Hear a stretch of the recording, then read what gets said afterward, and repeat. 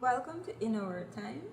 Today we have a very special program ahead, and it will not be a political one as such, but today we are honoring our women, and we have a very packed program with very special persons. And because International Women's Day was only last week, and the theme was Make It Happen, we are here today at In Our Time to make it happen. And we have special persons.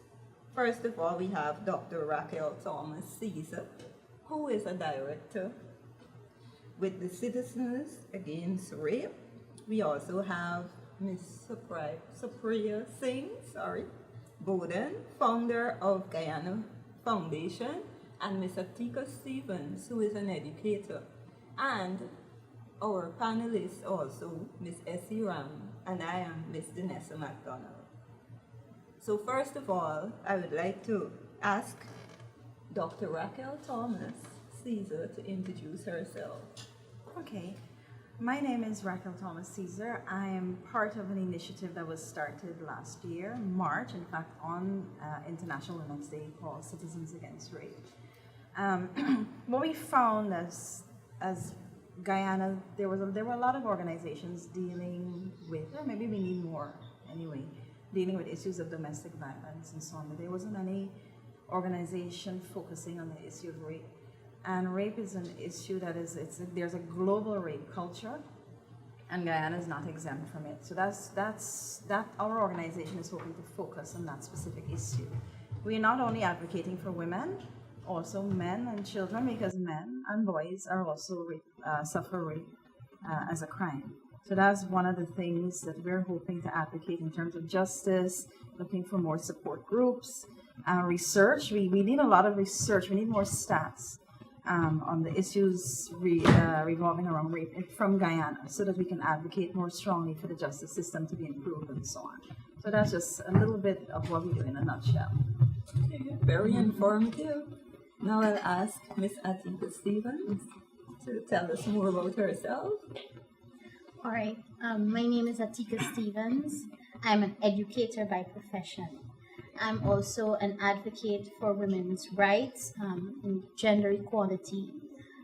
As an educator, my focus is on the empowerment of women in terms of education. Now, I would like to say that I have seen Guyana, or I am seeing Guyana as a country that allows women to be elevated. We are elevating ourselves daily in terms of education. We're allowed to accomplish so much. However, my concern is what we are allowed to do with what we are learning. I still see there are some constraints in terms of where we're going. We have our degrees, but are we actually, for want of a better word, are we actually being allowed to get to where we want to be?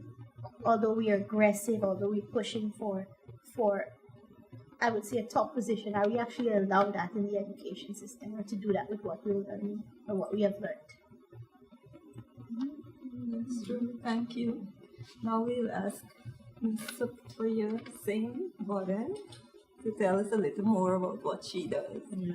Well, thank you very much for inviting me on this program. I wouldn't miss it for the world, because International Women's Day is a very, very important day for me, and so I thank you for inviting me to your show.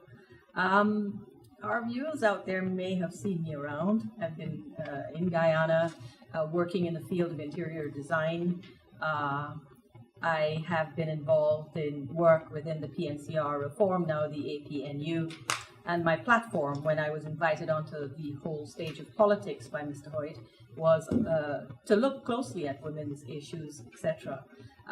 Away from the political side, I then went on to form my own non-profit trust, which is called Guyana Foundation.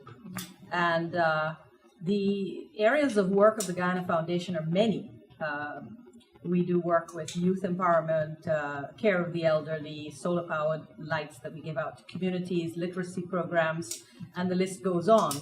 But at the very, very heart of our organization, women's empowerment, issues are at the heart of it, because I truly believe that our women folk in Guyana are the glue that keep this society together. And so my mission is to do whatever it is I can do through the foundation and otherwise to improve the lot of women in Guyana. Okay, thank you very much. Well, today we will be focusing on women's rights, women's justice, and also women's empowerment.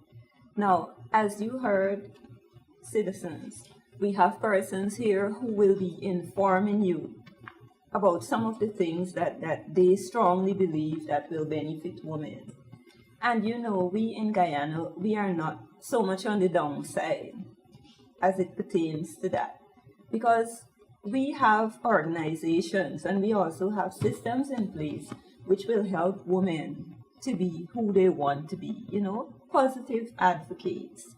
So, with that, we would like to take our first break in our time. And when we come back, we will be talking a little more about women's rights, women's empowerment, and women's justice.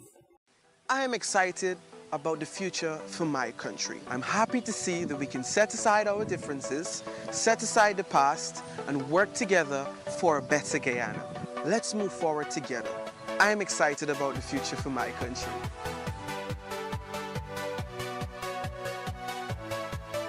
Vote APNU AFC.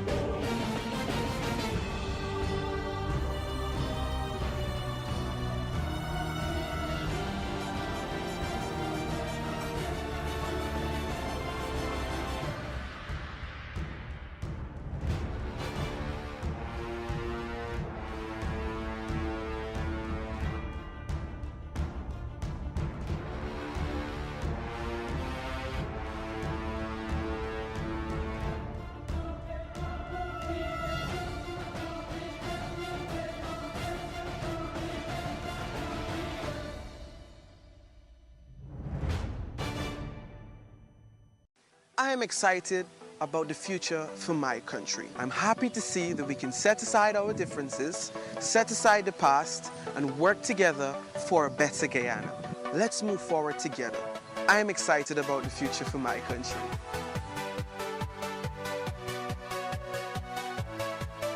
Vote APNU AFC.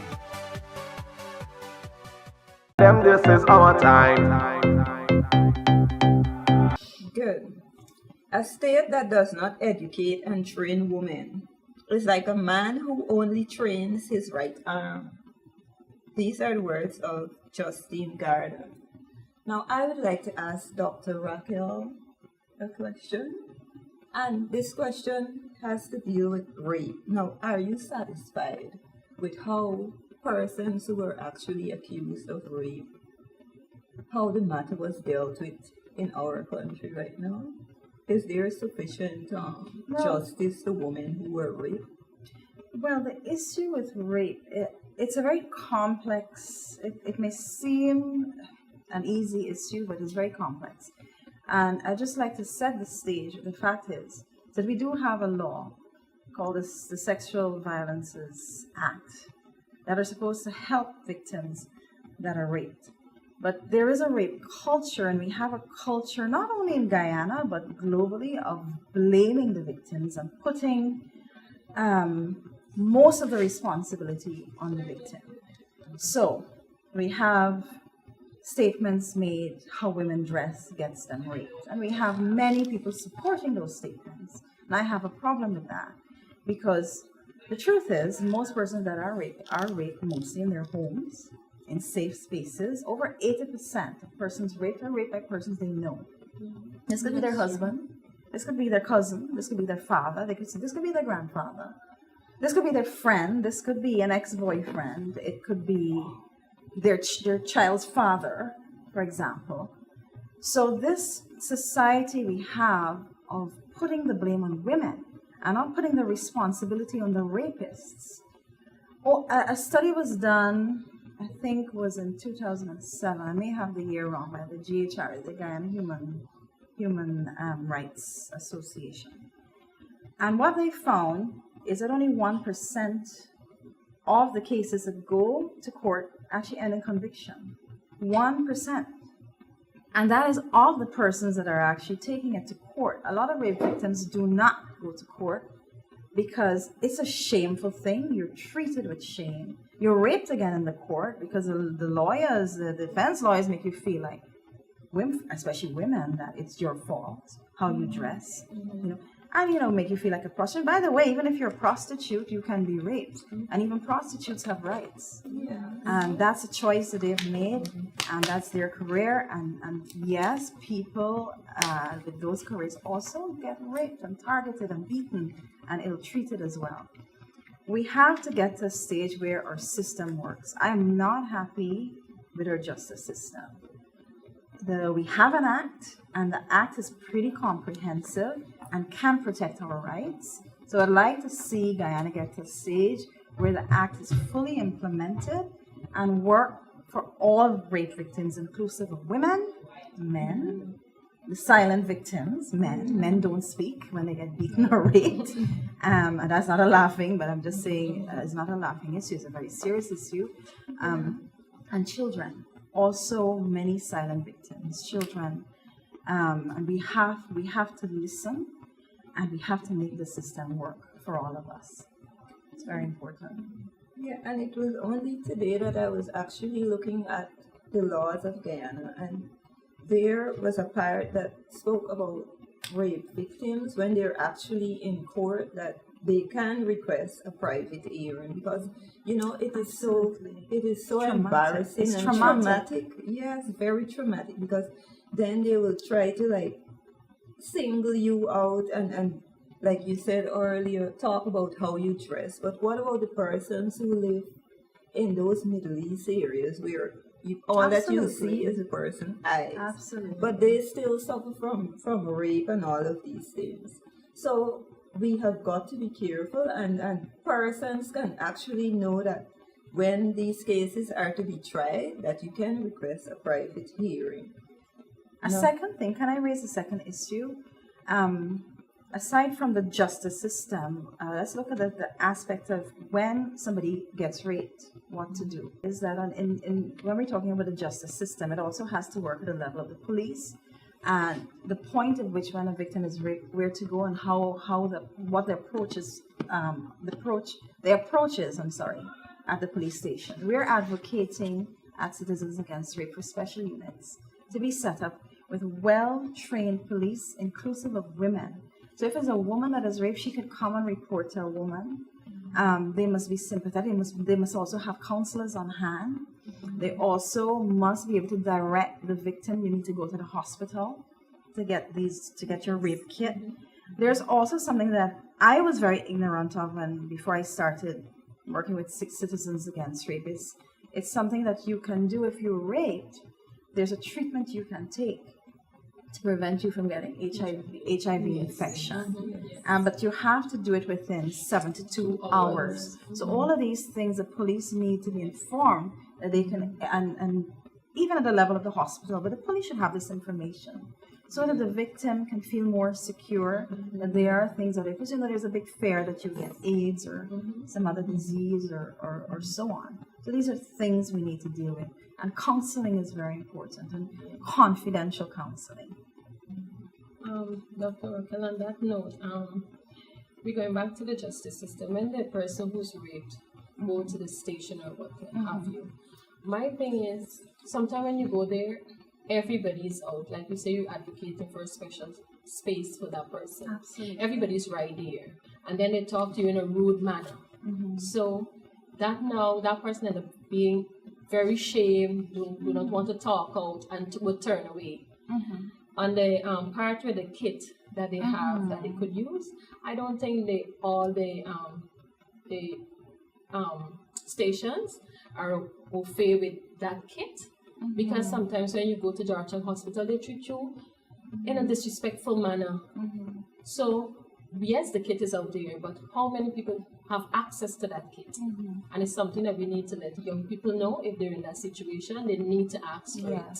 And you know, education, and it obviously there's several layers that we have to work with. So it's not only the police. I know the police have been receiving some training with domestic violence and so on, and there are some good police that you can go to and that have help.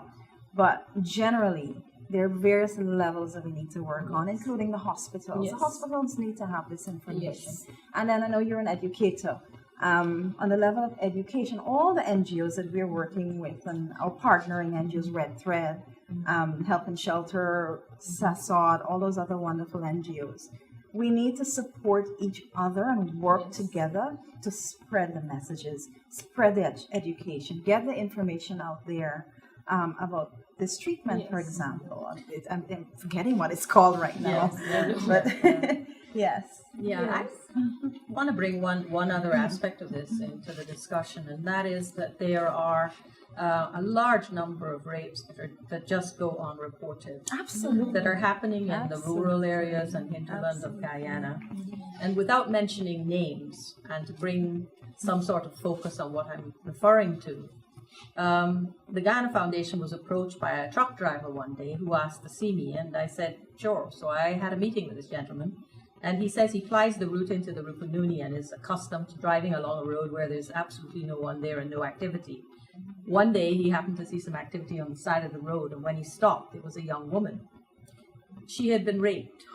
She had been raped by people from a mining concern there in a creek area and had managed to get to the road.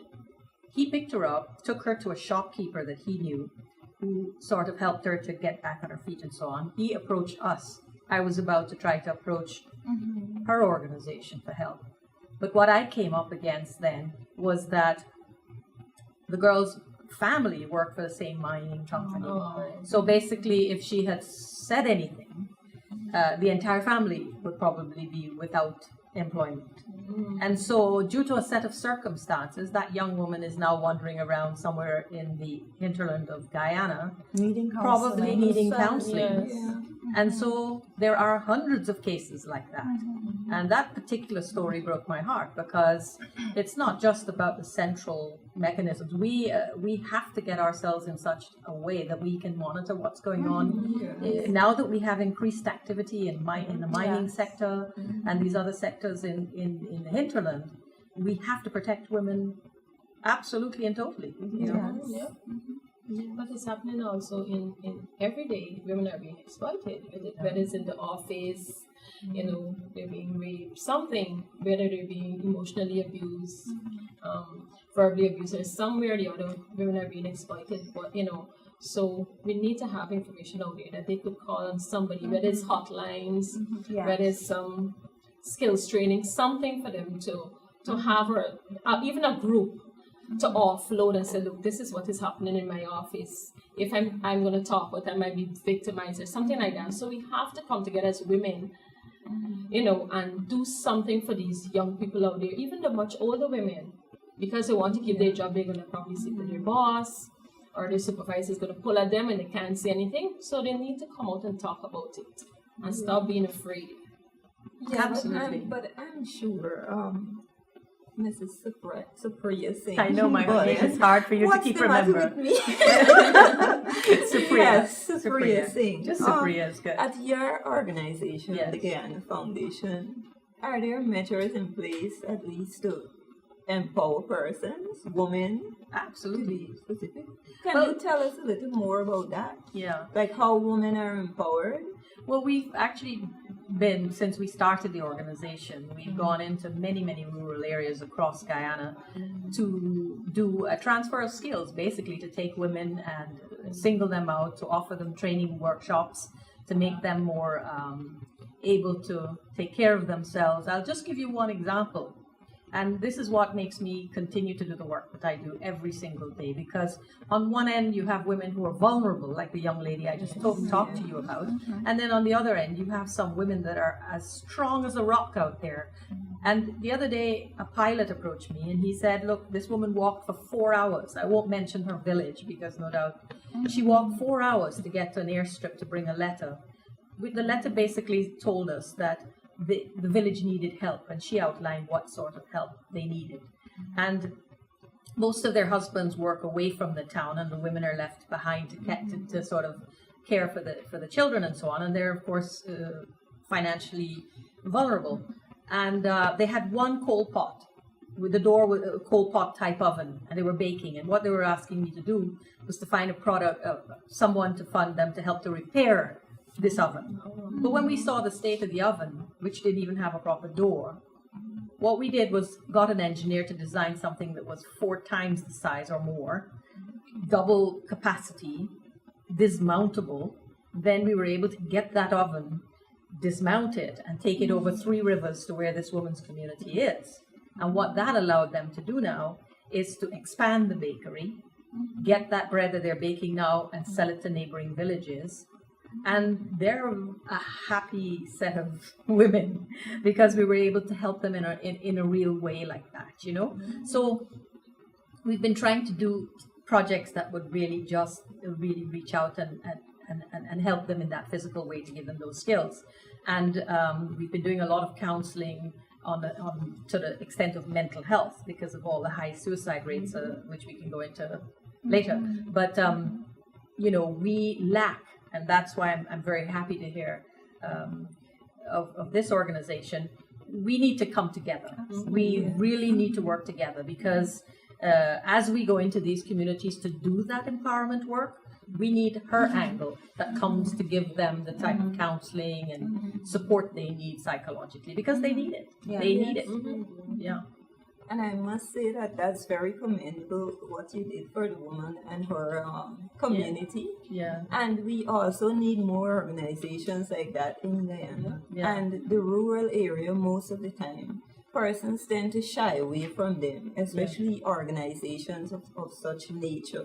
Because, you know, they focus on the urban area, the town area, where the persons are more outgoing. But really and truly, the people in the rural area, they need the help. Yes. And I must commend you. Thank you. That was a really good move, and I would like for you to continue with such nature. Now, at this time, I would like to pull in Ms. Atika Stevens in the discussion. And I would ask her to tell us a little more about the education program, the educational aspect of actually getting women empowered and helping them to know about their rights. Okay. Well, education speaks for itself. We educate in the school system. We talk about the empowerment of women. But I want to focus in the school, first of all, before I move on.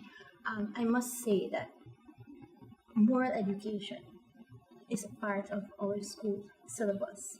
And when we expose children, especially young women, to this subject, we teach them a lot.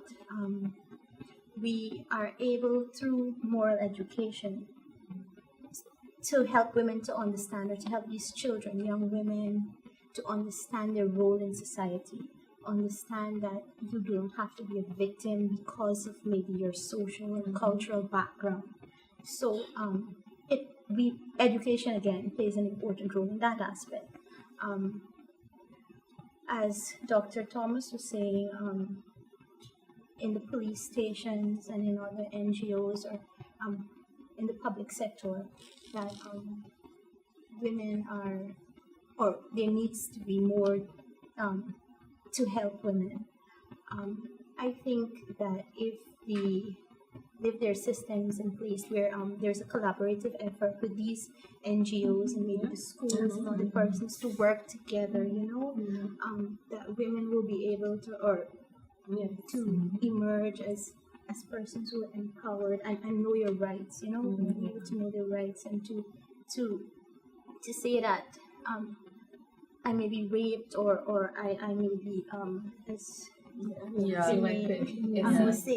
he was saying, I'm afraid to speak out because I may be victimized, or as Cyprian was saying, the young woman who remained silent because her family works at the concession that is run by the person. If she was educated, and if she felt that or if she knew that there was a body to represent her, which they are bodies to represent women, but But there's an additional layer as well for women and children and men, and I'm really including men. I don't want us to forget men, because men suffer abuse as well. We have to also create the spaces that if they go to the police or so that they can go to. So safe houses. We have a few help and shelter. There's a women's abuse center, I think, Melanie, I think it is, through the Patwa Center. It's slowly growing, but we need it in all the regions. We can't just have it centralize everything in Georgetown. I think you were what I mentioning. wanted to say. It has It's to limited. grow. I think It has to grow, and it's not. What we have here is not enough. But women have to. There's a side of domestic abuse. Is many women cannot leave because there's nowhere to go. Right. They can go. They can do the first step and say go to the NGO, Right. but you need the backup. So it's really more about strategic planning, and we have to have a long-term focus as well, immediate and long-term focus. Sorry to cut you. That's all right. So back to the education system. As I'm saying, we have 10 administrative regions here, and everything is centered in Georgetown, in Region 4. So outreach, it's very important. Okay. I am no bird, and no net ensnares me. I am a free human being with an independent will. We would like to take another break in our time, so we will be back shortly with Essie and Miss Atika Stevens. I am excited about the future for my country. I'm happy to see that we can set aside our differences, set aside the past, and work together for a better Guyana. Let's move forward together. I am excited about the future for my country.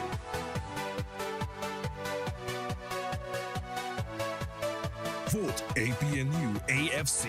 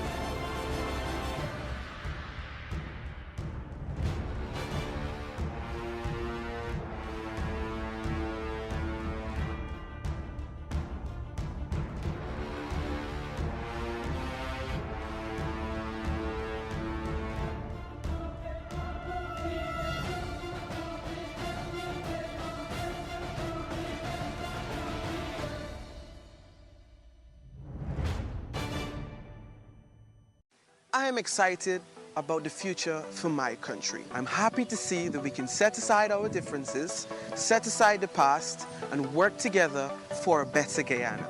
Let's move forward together. I am excited about the future for my country.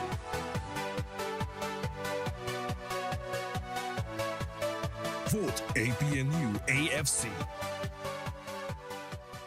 This is our time. Hello Guyana, we're back within our time, and today we are focusing on women's rights, women's empowerment, and women's justice. Now I would like to bring in Miss Supriya Singh Bodin, and she will be adding to the aspect of educating women and empowering them. So, Well, I think to add to what was just said on the matter, it's clear that we have robust legislation in place to protect the rights of women. There's no doubt about that. So why aren't their rights and being protected? And we have one of ladies here said that we've got 10 administrative regions, and this country has some pretty difficult terrain to reach. Just physically difficult to reach. And so I think that organizations like mine and the rape center and so on, exist, and there is help out there. But I would like to challenge women in the communities, people who are watching this program. They may say, well, oh, they represent some organizations. No, but I think that because of the limitations that we have in the country at a governmental level, at the level of just physically trying to access all these communities and so on, I would like to empower women who are watching this program to find out what it is she can do for them, what it is I can do for them. And perhaps if they know in their community of a case where a woman has been raped or a young boy has been raped, whatever the situation is, perhaps they can take on the responsibility of connecting the dots. Because for her organization to find the kind of funding to blanket the whole of Guyana and to bring help to everybody across the 10 regions, I don't know where she's going to get the funding to do that. At a governmental level, they're trying the best that they can, but obviously it's inadequate. We're trying a little. So I would like to also say to people out there, make it your business. Make it your business, and let us really start a robust movement where women look out for women, and if it involves children and people who are vulnerable, they must speak out and let everyone become energized on this topic. Make it happen. Make it happen, and don't believe that because she's sitting in this chair, somehow or the other, the girl that is raped in wherever, that somehow she's going to hear about it and fix it. She can't. She doesn't have the resources to do it. So I feel that we each have to now become very, very energized in our own communities, wherever we are. And if this program is reaching a certain amount of communities or people, then I think those people that it's reaching should take that responsibility to try and pass it on to as many people as they know. Yes. Or they can also ask for help, try and conduct one of these organizations. But it must to become get a burning something issue. done. And sometimes I find in Guyana what happens is we have these tremendously difficult problems to wrestle with, but somehow or the other we take the easy way out and think it's somebody else is going to solve the problem. You don't make progress like that. We each, every one of us, have to get up and We have do a something responsibility. about it. We have a responsibility. If not, we will continue in this condition, for a long time. That's true. Yes, no nation can ever be worthy of its existence that cannot take its women along with the men. No struggle can ever succeed without women participating side by side with men. There are two powers in the world. One is the sword and the other is the pen. There is a great competition and rivalry between the two. There is a third power stronger than both, that of the woman. Muhammad Ali Jinnah. Now I'll bring Essie into the discussion.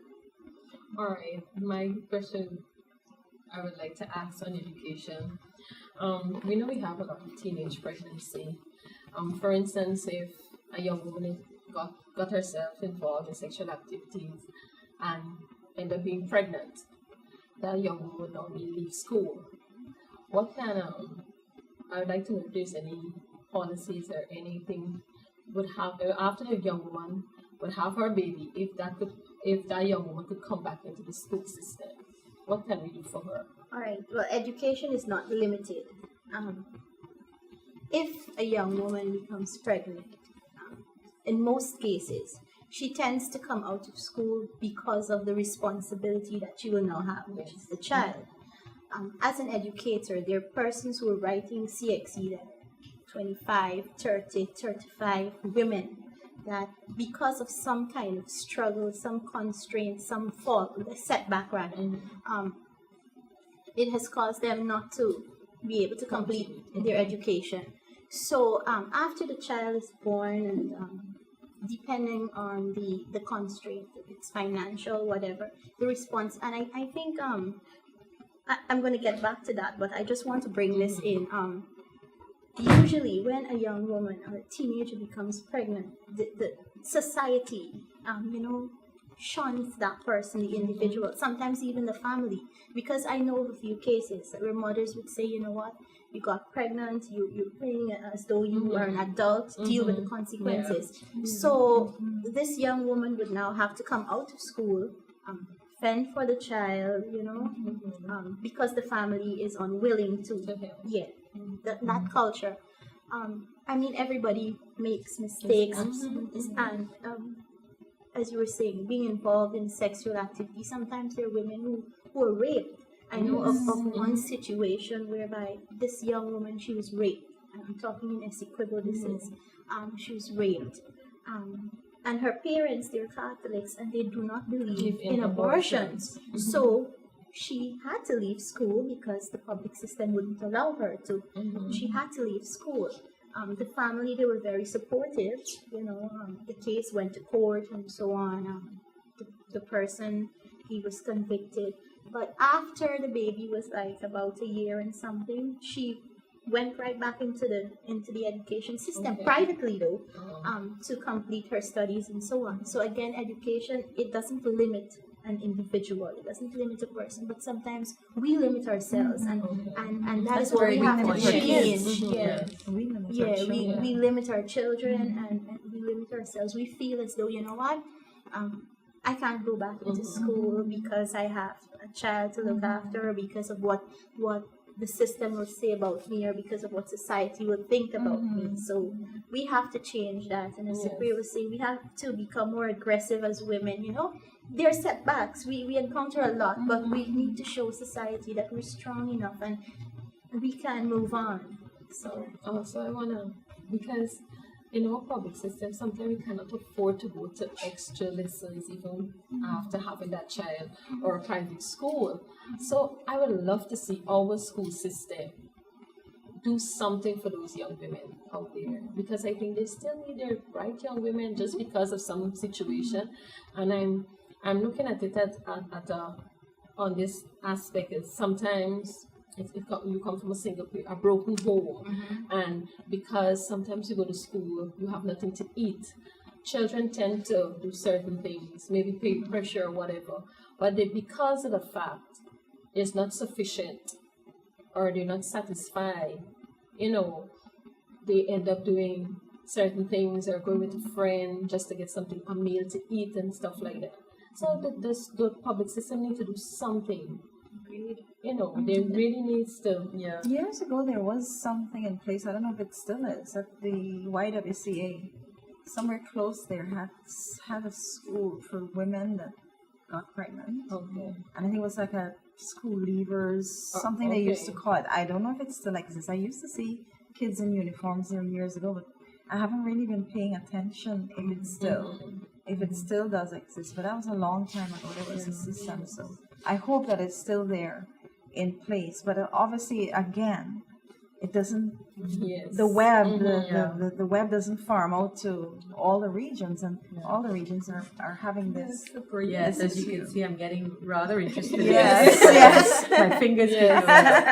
But so one of the factors I think that hold women in Guyana in particular, all over the world, but in Guyana in particular, is this whole element of fear. They live in homes where they're either fearful of their parents or their husbands, or there's some amount of dysfunction in the home. And the dysfunction is caused because the family is broken up, they don't have enough money, they don't have enough jobs, and there's infighting and quarreling and drinking, and a terrible mix that then delivers a very dysfunctional family. And in the midst of that dysfunctional family is a woman somewhere, or a vulnerable child. And that fear factor is how it's not easy we're sitting here saying there are these facilities and there's this robust law, but when you're in the middle of that situation where you're pinned down by a very angry husband who's coming home at 3 o'clock and will probably beat you and whatever, how do you begin to come away from that fear, And that's why I want to put an emphasis on, hand in hand with the empowerment, is the whole idea of counseling for women, and making that counseling service available on the internet, on the television programs, on the radio. Instead of these radio announcers talking nonsense all the time over music, why not get down to giving people advice? Because the radio gets to a lot of communities, And I had the opportunity the other day of having to accompany a young woman to a she had to go into rehab, and I agreed to go with her. And this was in Palm Beach in Florida. And her parents refused to go because she was totally dysfunctional and troublesome. And I took it upon myself to go with her because I wanted to help her. So I had to sit through 1 week of high-tech counseling by some of the most experienced counselors there are in South Florida. And one of the things, a light bulb went off in my head because, you know, the psychiatrist came in and started talking to these families, and he tried to explain that he drew a line on the board, and he drew the line, and then he went like a dip, another line, a dip, another line, and I thought, why is this man wasting our time? But what he tried to explain to us is that when you have a dysfunctional situation in a family, the abused person, the vulnerable person, goes along with all the problems, the shouting, the beating.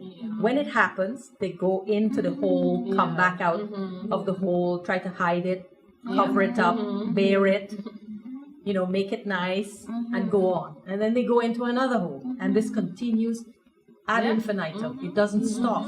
And what the psychiatrist was trying to tell the parents of this young girl, and I was sitting in for this young lady, was, look, if you continue this type of behavior, it'll never end. The dysfunction will continue. So you have to find the strength to be able, when someone is pulling you down into that hole of abuse, of whatever it is, of whatever sexual harassment, sexual whatever you're going through, pressures, you begin to get the strength to say, look, I'm not going down there with you anymore. And then once you get that type of strength, you can begin the process of healing and moving on, you know. I'm no psychiatrist, but I think in Guyana, because of all of the problems we've been faced with for so long, counseling. Oh my gosh, counseling is needed so badly in this country at all levels, all levels, you know. Confidential counseling. Confidential counseling. Where people feel secure and safe. We're kind of anti-counseling. People are ashamed to say they're going counseling. They need, and we need to change the attitude of how we look at counseling. And if people have and mental that, health, we have to change also. That's a whole other show. That's another show. And on that note, I think too that counselors need to be educated to some extent, because how educated are the counselors who will be there to talk with, you know, talk with these victims in the sense that sometimes you go to a counselor and maybe the counselor's friends, because our society is so small, the counselor is friends with someone who knows you. So first thing comes up, as Dr. Raquel was saying, I'm going to say what the problem is, and people are afraid. People are afraid. It's a very big factor. I had the opportunity to be trained. I was trained with USAID as a counselor and just and then I did social work and stuff like that. But everything I did was this social aspect. And if somebody comes to you that you know, as a counselor, you're supposed to excuse yourself from that case. You're supposed to. It's a must. And then you refer it to someone else. Because it's a conflict of interest there. And what happens most of the time, yes, you know, the person, you can just sit there because you want to mind that person's business. You're not going to be professional about it. So if you know that person as a counselor, you say, listen. If it's you go to your supervisor or your other colleague, you say, listen, I know this young lady or this young man, I will excuse myself, could you take this case or whatever, you know, but many times we don't do that. We just want to sit there, and our counselors are not being professional these days. I know of one particular person, I'm not going to call name because she holds this good position. Once you tested HIV positive, she used to come back and talk. And you call yourself a counselor, and you call yourself, say that, oh, I'm confidential and I'm this and I'm here to help or whatever. But you still come back and talk the same minute the person is tested positive. You come out and talk. And that's the stigma. While so Exactly. many persons And that's do what's not the want biggest to thing, be the tested. Fear. People don't want to come out and say anything. Yes. We had one other family who we helped, and the family, she had a lot of children, and she named the children and told me, and then she omitted to, she mentioned this 15-year-old daughter. So I said, well, I don't see her here. Where is she? She says, well, she's working. I said, at 15. She said, yes, she's working for someone as a maid, as a domestic helper.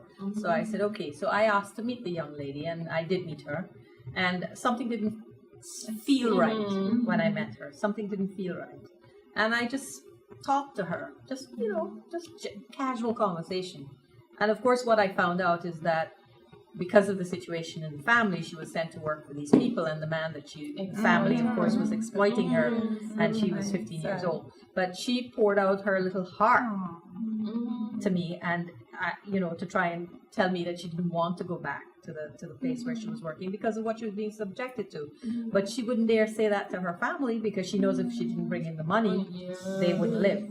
You see, so there's so many complex factors of how people have to face life here that is just it's not good, and we have to fix the system. Of course, we really need to fix it. So I raise up my voice, not so I can shout, but so that those without a voice can be heard.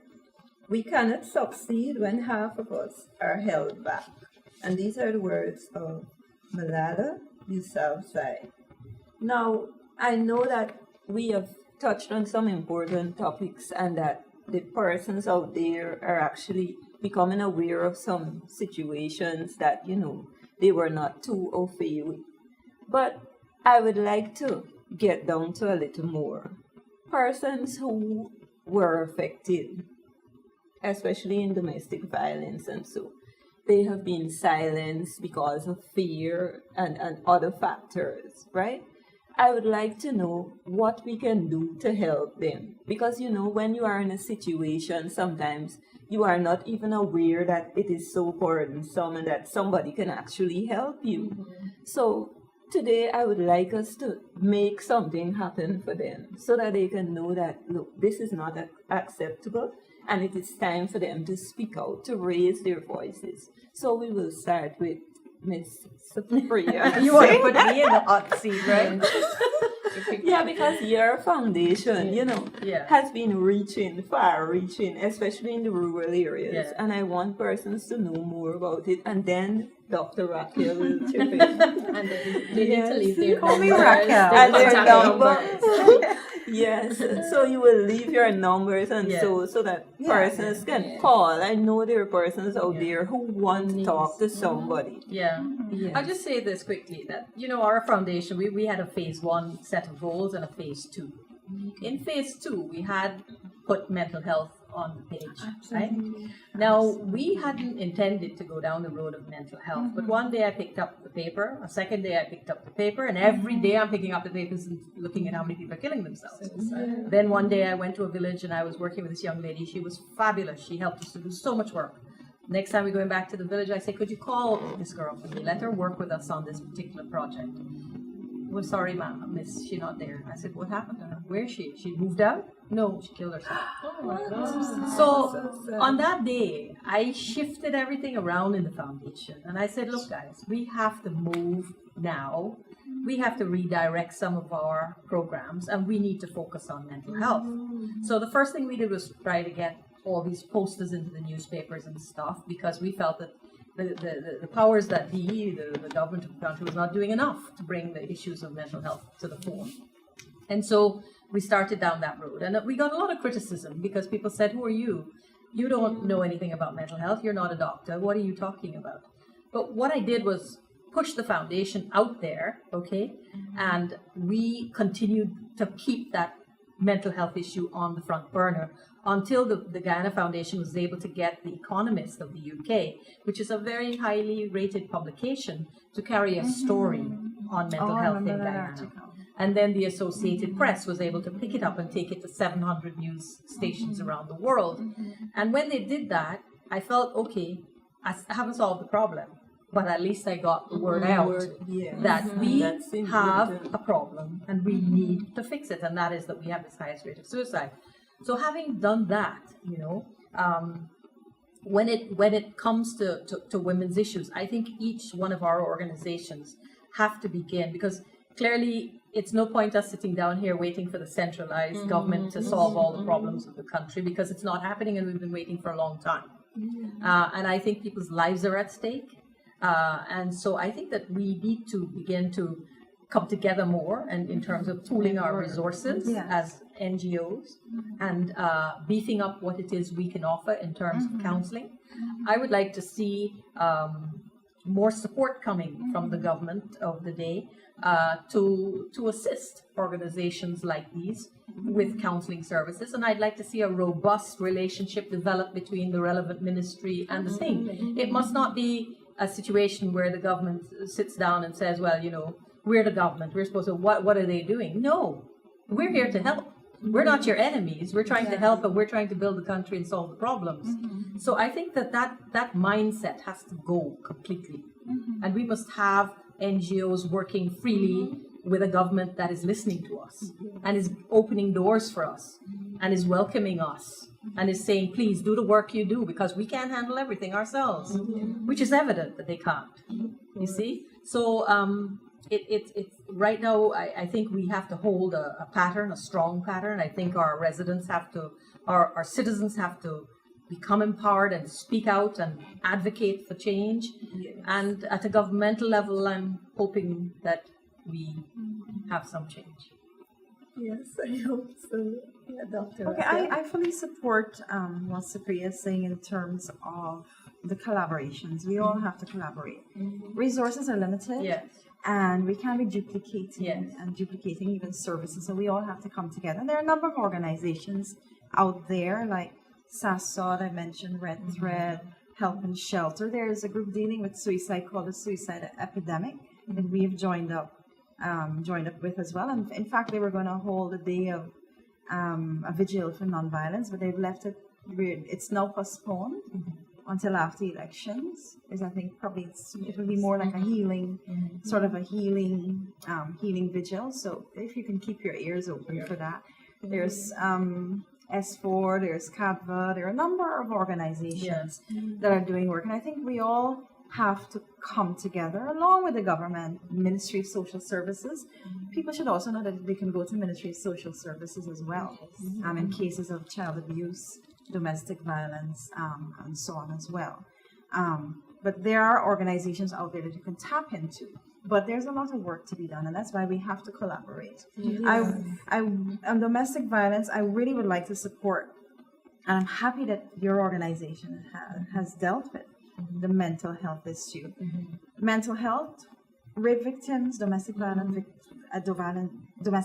victims, abuse victims of any sort. It leads to mental health issues. A lot of the mental health issues we're seeing is due to some of these issues and dysfunction. The whole thing with domestic violence, the whole cycle of abuse, people always say, why doesn't she just leave? Why doesn't he just leave? It's not that easy. It's very complex. Abusers don't function like that. It's not a short-term thing. Abuse starts where a woman's dignity is stripped. She's controlled. She's told not to have friends. All her support around her is taken away from her. She may have kids that's held against her. She may not want to leave because she's afraid for the kids. Financially. That's why I'm a believer that women should be independent regardless. That's another thing we need to teach our young women and young men. And I think we cannot solve the problem of domestic violence and rape and all these issues without including men. I see a lot of programs about empowering women and girls, but I don't see the programs out there about empowering boys. Men are beating 90% of cases, or even up to 98 cases of rape and so on. Men are the perpetuators of rape and violence. So there must be a program to include them in the solutions. Include them in the solutions. I often, I know some male friends would tell me, but why are you always advocating? Why are you always advocating for women's rights and so on? I said, if you look carefully, I advocate for human rights. Citizens Against Rape is not just about women. And we have to include men. Men have to become involved in the solutions. Absolutely. And I always tell some men, I said, they talk about women advocating for women's rights. Why don't you men get up and form your own groups as well to help deal with this problem? And let's work together. Women can't be fighting always for everybody. We have to fight for those that are closest to us, our children and so on. And yes, we fight for men as well, but we need the men. And there are some men organizations. There are some men doing work, but we need more. And we need to work together and come to an understanding that no man is an island. We have men and women, we're the human species, right? And we have to do this together for our children and for the future of our nation and for the global future, because it's linked to everything, right? So I think I really would like that point to resonate. Perhaps we could throw out a challenge to all those people out there. Yes, I think. Who want to assist us in what we've started. Yeah, I know there's some men that do. Yeah, and that perhaps Yes. we could start some sort of Collaboration. collaboration and Yes. have a symposium or a meeting, a large meeting. I know the with people. suicide epidemic are having a big symposium on mental health in Right. July. Right. So you'll be hearing a lot more about that. So they're inviting all the groups that are working with mental health to be part of that. Numbers that you could call. You're going to put me on the Yes. spot. I don't know all of them, but I would recommend that people go to www.guyanafoundation.com or search for Guyana Foundation on Facebook. And Guyana you'll- Foundation, Yes, okay. and all of our details are on All there. right. We're also on Facebook, Citizens Against Rape, Guyana. Okay. We also have an email address, citizensagainstrape, one word, at gmail.com. Okay. And my number is 624-0297, if anybody would like to call me. 0297. All right. Yes. So now, I must thank our guests today for this very, very informative program. And as you can see, they're all beautiful women. Yes. And I'm very grateful that they actually came today, took time off from their busy schedule to be a part of the panel. And I would like to thank very much Miss Supriya Singh. I got the name right. Dr. Raquel and Atika Stevens to come here, and also Essie, who has been here with us all the time.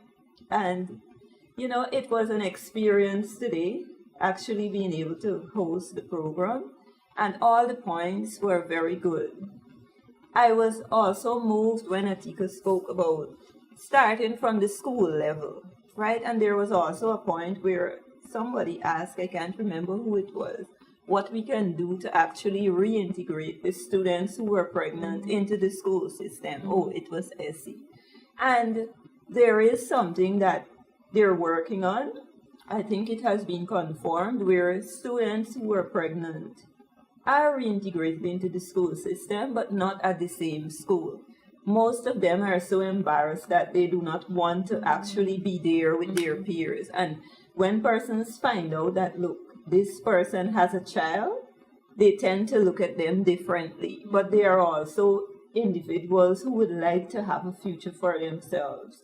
So we can help them, we can encourage them, because, you know, without education, we are nothing. And as women, it makes you a little firmer and stronger. So in our time today, took a little time to actually make things happen for women. And I do hope that you enjoyed the program and you will join us next time. Thank you.